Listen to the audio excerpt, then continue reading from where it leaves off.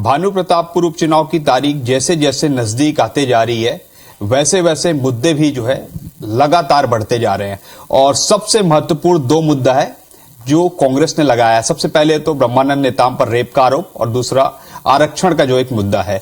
और आज सबसे महत्वपूर्ण कि मुख्यमंत्री भूपेश बघेल ने एक ट्वीट किया और उस ट्वीट के जरिए उन्होंने सीधे तौर पर भाजपा पर हमला बोला है। सर, आपने ट्वीट देखा है, मुख्यमंत्री ने सीधे तौर पर कहा है कि प्रधानमंत्री का अपमान है। ब्रह्मानंद और बीजेपी के पोस्टर में नरेंद्र मोदी जी दिख रहे हैं। सर, भूपेश बघेल जी अपनी चिंता करें, अपनी पार्टी की चिंता करें।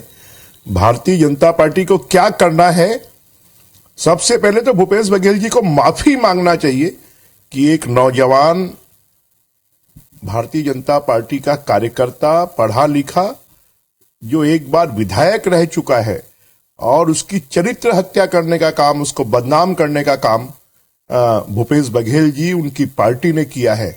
उनको यहाँ की भानु प्रतापपुर की जनता कभी भी माफ नहीं करेगी। सर, वो लिख रहे हैं काम वर्सेस कांड, हैशटैग किया जा रहा है सोशल मीडिया में, इसको कैसे देखें? वो बताने की कोशिश कर रहे हैं कि हम काम कर रहे हैं, बीजेपी कांड कर रही है। कांग्रेस पार्टी के कांड तो रोज पेपरों में छप रहे हैं, भ्रष्टाचार, अत्याचार, अन्याय, बलात्कार। अभी कांग्रेस के यहाँ के जो महामंत्री हैं, वो महामंत्री के विरोध में लोगों ने प्रदर्शन किया है। उन्होंने यहाँ की एक नाबालिग लड़की के साथ में रेप किया, उसका जवाब दें, और उसको उन्होंने चुनाव का सह प्रभारी बनाया था, तो उसका उनके पास में कोई जवाब नहीं है।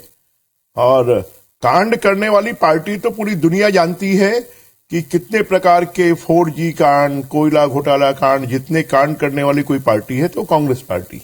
सर, इसी में एक और क्वेश्चन था मेरा कि वो बार बार कह रहे हैं, कांग्रेस और मुख्यमंत्री और सारे मंत्री कह रहे हैं, जब आपके पास रेप का आरोपी सिद्ध हो चुका है, वो कह रहे हैं सिद्ध हो चुका है, तब आप कैंडिडेट क्यों नहीं बदले? या किसी को समर्थन दे देना था, या बाहर हो जाना चाहिए था?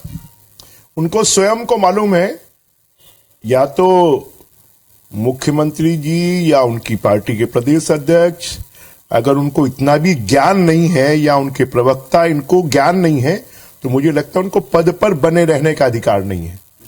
उन्होंने उनके नामांकन समाप्त होने के बाद, नाम वापसी के बाद उन्होंने क्यों आरोप लगाया? उन्होंने क्यों उसकी स्क्रूटनी में आपत्ति नहीं दी? तो ये सब कांग्रेस जो है वो झूठ का साम्राज्य है, और यहाँ की जनता इसको समझ रही है कि किसी 3 वर्ष पुराने मामले में 3 वर्ष तक पुलिस को जल्दी नहीं थी, और जिसकी जानकारी ब्रह्मानंद नेताम को ना सूचना दी गई,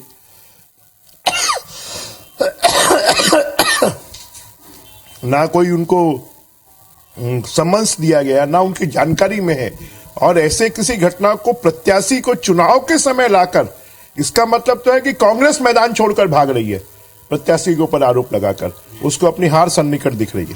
सर, दूसरा मुद्दा है आरक्षण का। कल राज्य सरकार जो है आरक्षण के मुद्दे पर विधानसभा का विशेष सत्र बुलाई है, और संसदीय कार्य मंत्री रविंद्र चौबे कह रहे हैं कि विपक्ष के बगैर ये सर्वानुमति से पारित नहीं हो सकता। तो क्या विपक्ष जो है इसे सर्वानुमति से पारित कराने के लिए अपने वोट देंगे? हम देखेंगे, इसके लिए कांग्रेस क्यों परेशान हो रही है। हमें क्या करना है इसका निर्णय हम हाउस में लेंगे, वहां पर हम जाएंगे और उसका निर्णय करेंगे। तो सर, इससे क्या लगता है कि जो आप लोग अभी आरोप लगा रहे हैं कि कांग्रेस के कारण आरक्षण घट गया है, 32 से 20 हो गया है, रद्द हो गया कहा जाए, तो अब ये आरक्षण जो है विधेयक ला लेंगे, तब क्या लगता है कि बीजेपी थोड़ा बैकफुट होगी क्या? देखिए, किसी को कोई इससे फर्क नहीं पड़ने वाला। कांग्रेस पार्टी वास्तव में आदिवासियों को 32% आरक्षण और पिछड़े वर्ग को 27% और अनुसूचित जाति को 16% आरक्षण देना नहीं चाहती। अगर वो देना चाहती तो ये 32 से 20 नहीं होता, हाई कोर्ट में ठीक तरीके से ये प्रस्तुत करते और उसकी लड़ाई को लड़ते। अगर बड़े वकील खड़े होते, जब भारतीय जनता पार्टी के शासनकाल में जो हमने कानून बनाया वो 11 साल तक लागू रहा, तो क्या कांग्रेस की सरकार 4 साल तक लागू नहीं कर सकती है? कांग्रेस ने जानबूझकर, और जो हाई कोर्ट में जाकर इसको रद्द करवाया है, उसको उन्होंने अनुसूचित जाति आयोग का अध्यक्ष बनाया है, जिससे 27% आरक्षण को रुकवाया है, उसको कबीर पीठ का अध्यक्ष बनवाया है। तो उनको पुरस्कृत कर रही है। इसी से लगता है कि सरकार के मन में नहीं है। ये तो अब भानु प्रतापपुर चुनाव आ गया और ये इनकी गले की फांस बना हुआ है।